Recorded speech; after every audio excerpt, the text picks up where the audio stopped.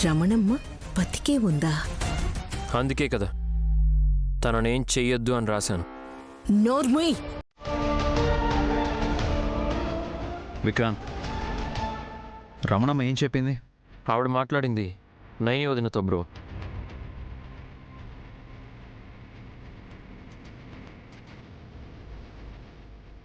ఆమెనే రమణమ్మ అని నాకు తెలీదు. సాధువులా ఉంది కదా అని నా బాధని చెప్పుకున్నాను బాబుగారు. గాయత్రమ్మ గారి జీవితంలో ప్రశ్నార్థకంగా మిగిలిన వాయు మరణం వెనుక రహస్యమేంటో తెలుసుకోవాలని ఉంది అంటే పూలదండ, పసుపు, కుంకుమ ఇచ్చింది. ఈ పూలదండవే.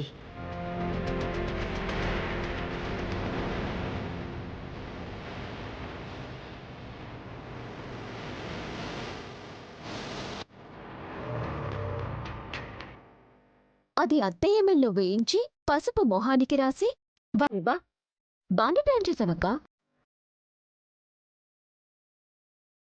గుడ్. ఎవరికి వారు నా గురించి ఆరా తీయాలని చూస్తున్నారన్నమాట. విశాల్, నిన్ను కన్న తల్లి ఎక్కడుందో తన గురించి ఆరా తీయకుండా నిన్ను పెంచిన తల్లి మీద బానే ఫోకస్ చేశావు నాన్నా. నేనేం చేయలేదమ్మా. నీ మీద నాకు ఇంకా కృతజ్ఞతా భావం ఉంది. అది లేకపోయి ఉంటే ఎప్పుడో అత్తయ్య మెళ్ళో దండ పడేది, ఫోటో కూడా. నేను చావను, నేను చావను, నేను చావను.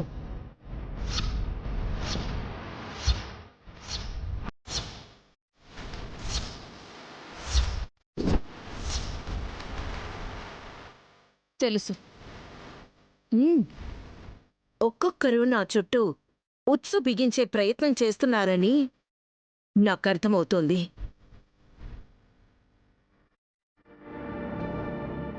అపార్థం చేసుకోకక్కాయ్. రమణమ్మ సంగతి వదిలేయి. ఇంటికి వాయువుని ఎందుకు చంపావో అదొకటి చెప్తాను. వాయు ఒక రేసు గుర్రం. పరుగు పందాల్లో అది పాల్గొంటే లక్షలు వచ్చేవి.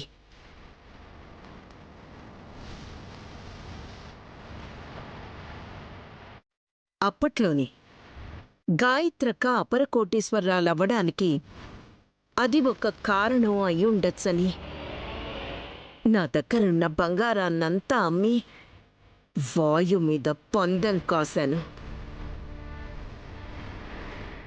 ఓటమి ఎరుగని వాయు ఆ రోజు ఓడిపోయింది. ఓడిపోవడం జరగదని గాయత్రక్క ఆలోచనలో పడింది. నువ్వు ఈ పందెం కాసినట్టు అమ్మకు తెలియదా? నా పేరు రానివ్వలేదు. మీ నాన్న జగదీష్ గారి పేరు వాడాను. ఆయన సీరియస్ అయితే క్షమించమని కాళ్ళు పట్టుకున్నాను. మీరు రూమ్లో పట్టేది కాళ్లే కదా. ఒక నిమిషం వదినా, చెప్పమ్మా. వాయుకి ఆరోగ్యం బాలేదని విశాలాక్ష అమ్మవారి గుడి దగ్గర నుండి తీసుకొచ్చిన పూలదండకు విషాన్ని స్ప్రే చేసి వాయు మెళ్ళో వేశాను.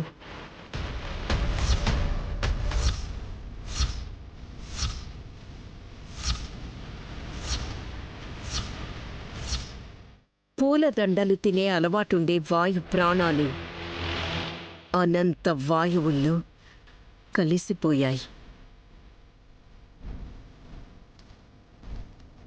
మూగజీవి ప్రాణాలు పోగొట్టి ఆ నెపాన్ని విశాలాక్ష అమ్మవారు దయ చూపలేదు అని నిందించారు. రమణమ్మ భర్త వీరన్నకు ఈ విషయం తెలుసనుకుంటాను. ఎస్టేట్లో తోటలో పూలు పూయలేదని ఏడ్చాడు. ఆ తర్వాత వీరన్న కనిపించలేదు బ్రో.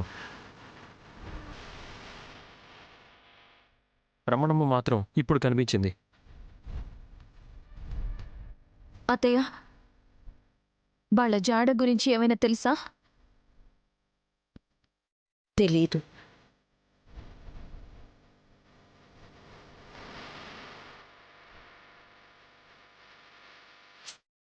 ఈవిడ గుర్రాన్ని మాత్రమే మర్డర్ చేసిందని అనుకోకండి. ఈవిడ నాశనమా చేసిన పాపము ఊటినే పోదు, వదిలే.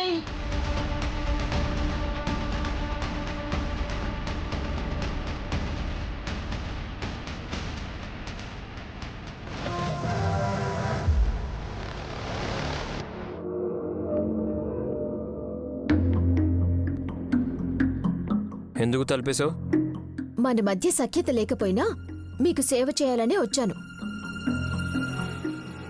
సేవ ఎలా? కాళ్ళు నొక్కటం, తలకి నూనె పెట్టడం కాదులండి. వాచిన మీ చెంపకు ఐస్ వాటర్తో మర్దన చేయాలి అని అనుకుంటున్నాను. ఏమంటారు? ఓహో, మా అమ్మ నన్ను కొట్టిందని ఎగతాళి చేయడానికి ఈ రూట్లో వచ్చావా? కానీ కాదు. నన్ను మీరు అర్థం చేసుకున్నది ఇంతేనా? టచ్ చేయకు. అంత నొప్పిగా ఉందా? అసహ్యంగా ఉంది. మీరు చేసిన పని. నువ్వు చేస్తున్న పనికే. మీకు దగ్గరవ్వకపోయినా మీకు దగ్గరగా రావటంలో తప్పులేదు పులిబాబు గారు. ఏ, దూరంగా ఉండి మాట్లాడు. నాకు చిరాకు తెప్పించుకో. మీకు ప్రథమ చికిత్స చేయొద్దంటారా? అక్కర్లేదు. నువ్వు ఇక్కడి నుంచి వెళ్తే నాకు కాస్త రిలీఫ్గా ఉంటుంది. వెళ్లే ముందు మీతో ఒక విషయం చెప్పాలి. మీరు అత్తయ్య గారికి ఆ లెటర్ రాసి సాధ్యమైనంత వరకు సమాచారం లాగే ప్రయత్నం చేశారు, కానీ దొరికిపోయారు. అదే నాతో రాయించుంటే ఆవిడకి అనుమానం వచ్చేది కాదు. చాలా విషయాలు బయటపడేవి. ఆ తర్వాత అమ్మని బెదిరించో భయపెట్టో నీ కోరికలు తీర్చుకుందామని. చావుకి మేకప్ వేసి ముస్తాబు చేస్తానని చెప్పకూడదండి. తిలోత్తమత్తయ్యని బెదిరించడం కూడా అలాంటిదే. మరి ఈ విషయాలు నాకు చెప్పడం ఎందుకు? వాయు అనే గెలుపు గుర్రం 20 ఏళ్ల కిందటే లక్షలు సంపాదించి పెట్టిందంటగా. అది పరిగెత్తినప్పుడే అంత సొమ్ము పోగు చేసింది అంటే గాయత్రత్తయ్యకి సంబంధించిన చాలా వ్యవహారాల్లో పాలు పంచుకొని కోట్లు రాబట్టే ఉంటుందండి. నువ్వు సరిగ్గానే అంచనా వేసావు గాని వాయు విషయంలో మా అమ్మ కూడా పప్పులో కాలేసింది. చివరికి దాని ప్రాణం తీసింది. అంత దూరం వెళ్ళింది అంటే అదృష్టానికి చాలా దగ్గరగా వెళ్ళొచ్చుంటారు. చివరి క్షణాల్లో చేజార్చుకున్నవన్నీ మనం రాబట్టుకోవచ్చు. అత్తయ్య ప్రయత్నించిన దారులు మీరు నాకు చెప్తే చాలు. అర్థమైంది. నేను దెబ్బలు తిన్నా పర్లేదు కానీ జాక్పాట్ కొట్టే అవకాశాలు మాత్రం రావాలి, అంతేనా? అంతే పులిబాబు గారు. కన్న కొడుకు కాబట్టి మిమ్మల్ని ఏమీ చేయదు అత్తయ్య.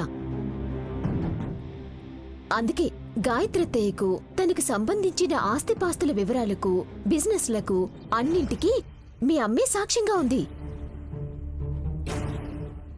ఆవిడ ఏం చేసిందో మీ దగ్గర ఆధారాలుంటాయి. అదేంటో నాకు చెప్తే మిగతా కథ నేను నడుపుతాను. నిజంగా? నన్ను నమ్మరా? నేను బలైపోతే? అబ్బా, మీకు తెలుసు కదా నేను బొట్టు లేకుండా ఉండనని. సరే, నన్ను కాస్త ఆలోచించుకోనివ్వు. నాకు నమ్మకం కుదరగానే, నువ్వు కుదురుగా ఉంటావనిపించగానే నీకిందులో వాటా కల్పిస్తాను. థ్యాంక్స్ బుల్బాబు గారు.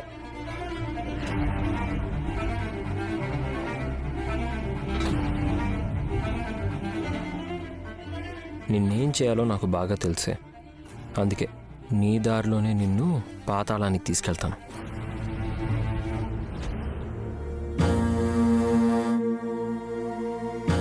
రావమ్మ మహాలక్ష్మి రావమ్మ, నీ పాదాలు నట్టింట్ల మోపమ్మ. రావమ్మ మహాలక్ష్మి. బాబాయ్, మహాలక్ష్మి ఎక్కడి నుంచో రానక్కర్లేదు. ఈ పిల్లే అష్టలక్ష్మి కూర్చుందిగా ఇంట్లో. ఏయ్, మా ఆయనకేం తోచక పాట పాడితే పిల్లనంటావేంటే సుమ్మి? నిజమేగా తనన్నది. గిద్దెడు పాలిచ్చినా చాలని రోజులు వెళ్ళబెట్టిన పిల్ల ఇప్పుడు 100 కోట్లు లెక్కబెడుతోంది. పొద్దు పొద్దున్నే పసిపాప అదృష్టానికి నొచ్చుకుంటున్నారనుకుంటా. మెచ్చుకుంటున్నావురా. చిన్నప్పటి నుంచి ఇక్కడే ఉన్న నువ్వు కూడా ఇప్పటికీ లక్షాధికారి కాలేదు. ఆస్తులదేముంది బావగారు, మంచి గుణం ఉండాలి. ఆ విషయంలో విక్రాంత్ బాబు అందర్నీ మించిన సంపన్నుడు అనుకోవాలి. మ్మ్. ఉమ్,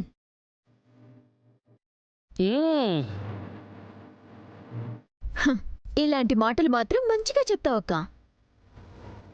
డబ్బుదేముందని మాకిచ్చిస్తావా? విక్రాంత్ అడిగితే ఇస్తాం. అర్హత లేని వాళ్ళు ఎవరైనా అడిగితే కష్టం.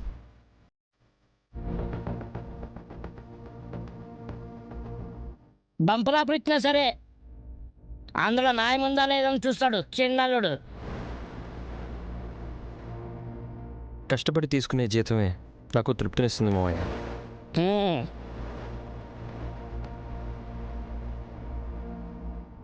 అలా అనుకుంటే నీకెప్పటికీ కలిసి రాదురా.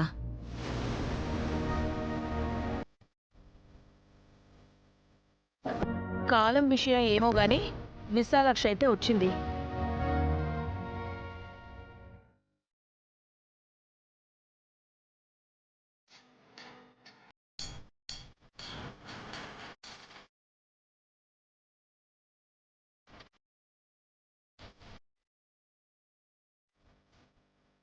నా గురించే మాట్లాడుకుంటున్నారా?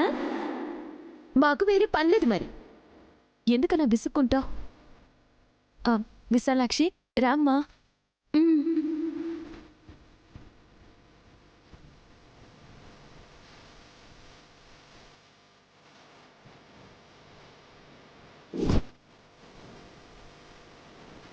ఏదో పట్టుకొచ్చింది పాప.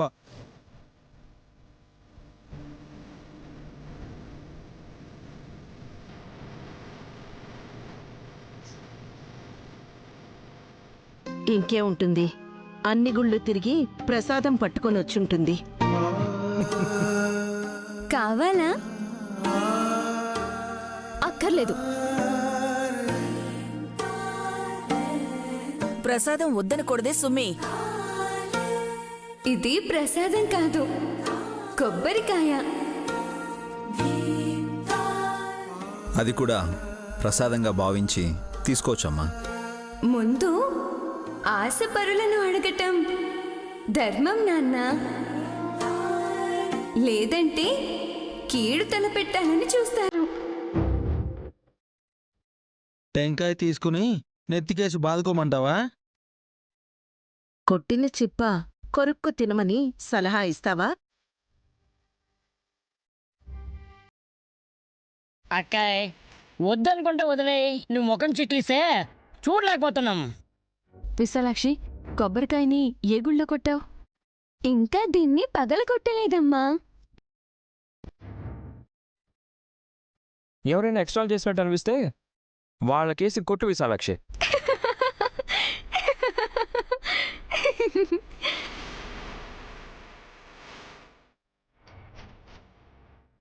మా ఆయన అన్న దాంట్లో అంత తమాషా ఏముందో అలా నవ్వుతున్నావు? స్వచ్ఛమైన మనసు గల పిల్లలు చిన్న చిన్న మాటలకు కూడా సంబరపడిపోతుంటారు.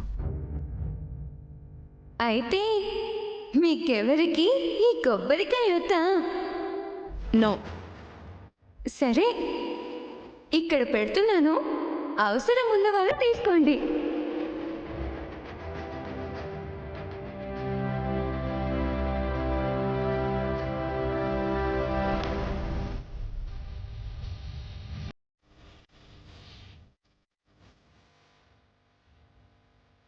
ఏంటమ్మా కింద పెట్టాం?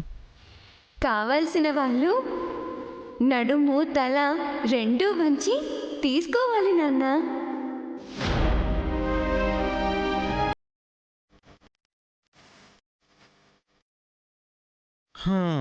చూసావు మమ్మీ, తన ముందు నువ్వు తల వంచాలని ఎలా ప్లాన్ చేసిందో.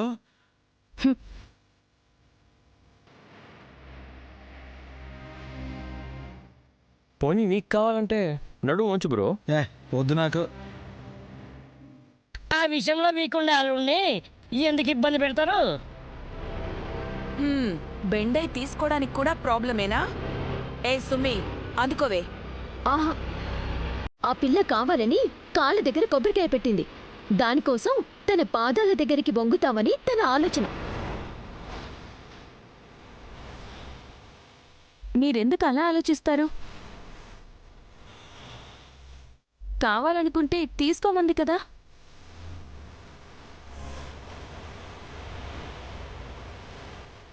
గుడి నుంచి తీసుకొచ్చి చిన్నదాన్ని కళ్ళకద్దుకొని తీసుకోకుండా వంకలు పెడుతున్నారు వీళ్ళు. గుడి నుండి తీసుకొస్తే కింద పెట్టదు విశాల్. అలా పెట్టింది అంటే అది దిష్టికాయ అయ్యుండొచ్చు. అవునా మమ్మీ?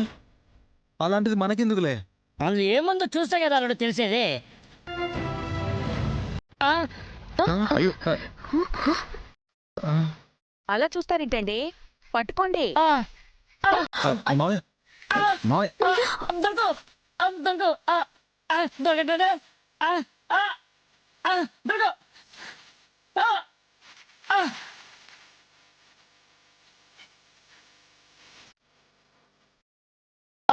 అమ్మ.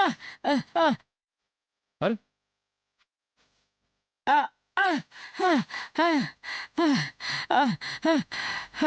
దొంగ. మావయ్య అరే ఆగు. దొరక దొరక.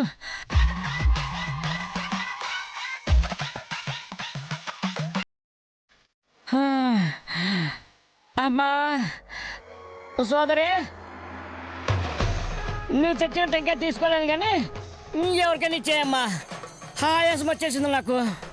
ఇంకెవరైనా ప్రయత్నిస్తారా? ఏమొద్దు. నీ గారడి విద్యలతో మమ్మల్ని ఫోర్సన్ చేయాలనుకుంటున్నావు.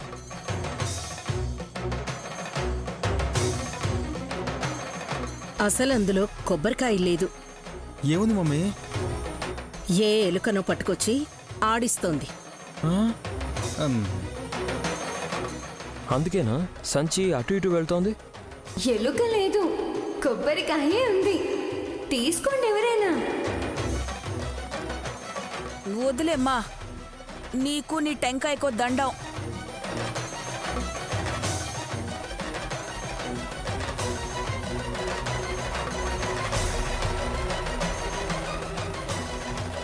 అరే గాయత్రి సంచిని పట్టుకుంది చూసారా?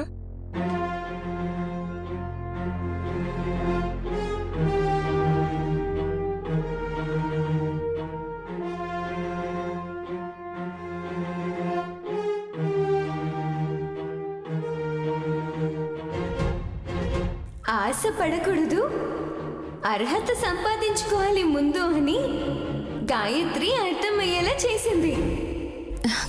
గాయత్రి ఇటివమ్మా.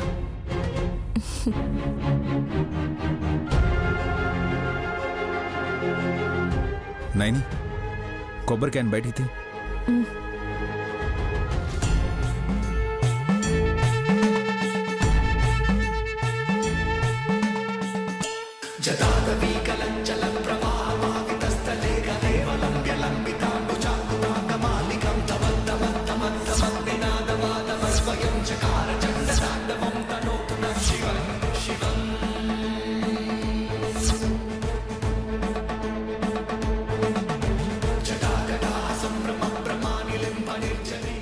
బంగారు వర్ణములో గల కొబ్బరికాయను పరమేశ్వరుడు స్పృశించి ఇచ్చాడు. ఏంటి? దేవుడే? అవును.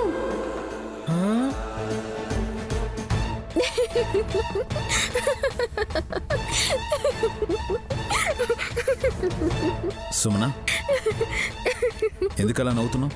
శివుడు గారడి విద్యలు ప్రదర్శిస్తూ చిల్లర సంపాదించుకున్న ఈ పిల్ల కోసం కైలాసం నుంచి దిగొచ్చి కొబ్బరికాయ ఇచ్చాడని చెప్తుంటే నవ్వు రాక ఇంకేం వస్తుంది బావగారు?